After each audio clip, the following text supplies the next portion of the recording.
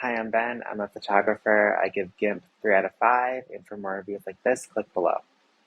So before GIMP, I was using Photoshop, but for me, I was just out of undergraduate, and it was just too expensive to keep up with the subscription, so I switched to GIMP because it was a much cheaper alternative than Photoshop. So I ended up choosing GIMP because it was free, um, and free is always a lot cheaper than a subscription-based service, and the way that I looked at that also was because GIMP is free and not subscription based. If in the future I needed to use it again in the future, I wouldn't have to resubscribe to something in order to use it, if that makes any sense. So it was based off of longevity and price, basically. So GIMP is pretty easy to get started with. It's a free download online.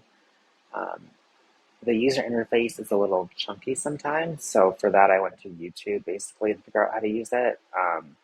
Just because the switch, there's lots of the same tools as in Photoshop, but when I switched to GIMP from Photoshop, um, it was just kind of, it's like when you learn a different dialect of a language, you're just kind of learning the um, little ins and outs that differ slightly. So for me, it was pretty easy to get started. There was just like a little bit of a steep learning curve, and then it was smooth sailing.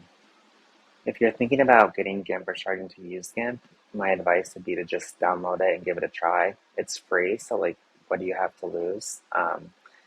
The only, like I said before, the only kind of hard part is getting started with it if you're used to different photo editing software. But once you download it and get started working with it and like watch YouTube videos and get up to speed, it's pretty easy. There's nothing to lose. It's free. If you don't like it, go back to what you were using before.